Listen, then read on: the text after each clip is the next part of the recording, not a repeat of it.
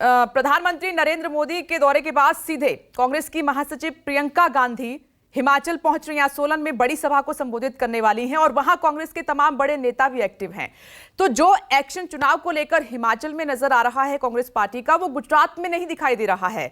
राजीव, क्या वजह है या कोई हिडन एजेंडा है वहां पर कांग्रेस का? क्या देख पा रहे हैं वहां आप?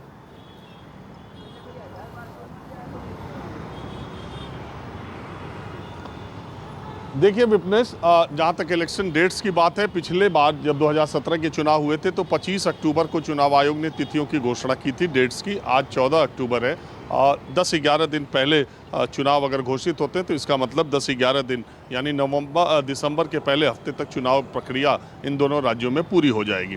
अब बात यह है कि गुजरात और हिमाचल को कांग्रेस पार्टी कैसे अलग अलग देख रही है। देखिए, हिमाचल का एक ट्रेंड रहा है, हर बार वहाँ सरकार बदलती रही है, 5 साल कांग्रेस 5 साल बीजेपी। तो इस लिहाज से कांग्रेस को वहाँ ज़्यादा उम्मीद लग रही है कि वहाँ एक जो परिपाटी, एक चलन, एक परंपरा रही है, उससे कांग्रेस का नंबर इस बार आता है। दूसरी बात, कांग्रेस पार्टी और भारतीय जनता पार्टी वो दोनों हिमाचल में लड़ाई में और लड़ने वाली पार्टी है, आमने सामने की पार्टी है और कांग्रेस पार्टी ने लंबे समय तक हिमाचल प्रदेश में राज भी किया है।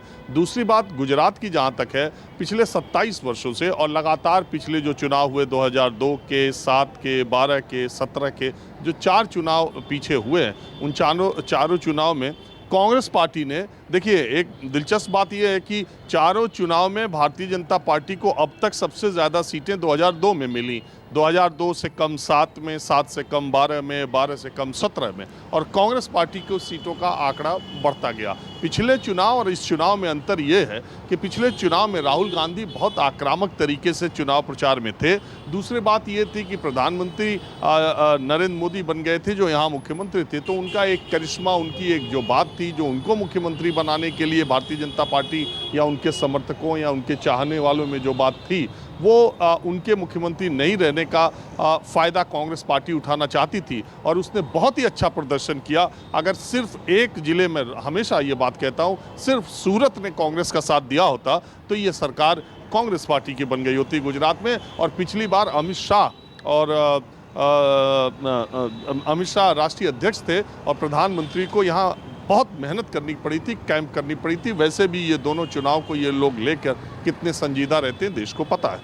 अब कांग्रेस पार्टी इस बार गुजरात में, देखिए 2-3 बातें हैं जिसकी वजह से आपको दिखाई नहीं दे रहा या सुनाई नहीं दे रहा कि कांग्रेस पार्टी गुजरात में क्या कर रही है। पहली बात तो ये है कि मीडिया में चर्चा भी कांग्रेस पार्टी की, मैं बहुत ईमानदारी से कहूँ कि बहुत मीडिया में भी चर्चा कम है। एक तरफ केजरीवाल है, दूसरी तरफ बीजेपी है, दोनों चर्चा पर्चा में रहना जानते हैं और कांग्रेस पार्टी मीडिया में चर्चा उसकी कम है, पहली बात।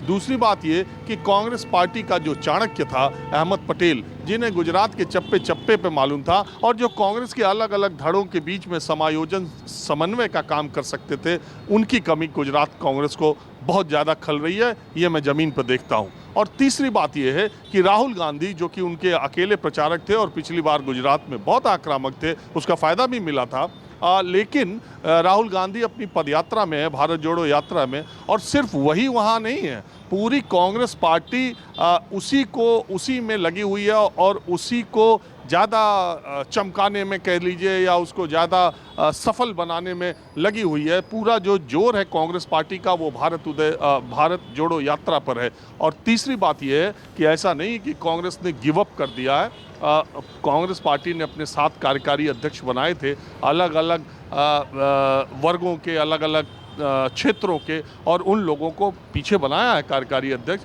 और ज़मीन पर जोड़ने का कार्यक्रम है।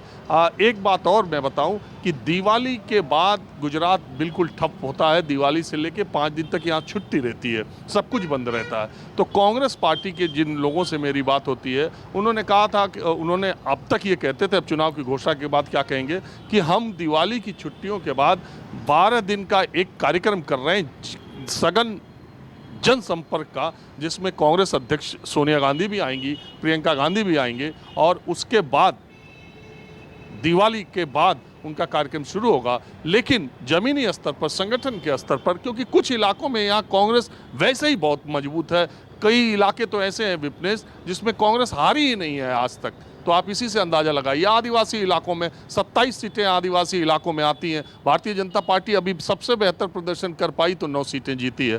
तो कांग्रेस यहाँ की बहुत मजबूत पार्टी है, वो दिखाई कम दे रही है, लेकिन उसकी रणनीति दिवाली के बाद अपने प्रचार को आक्रामक करने की।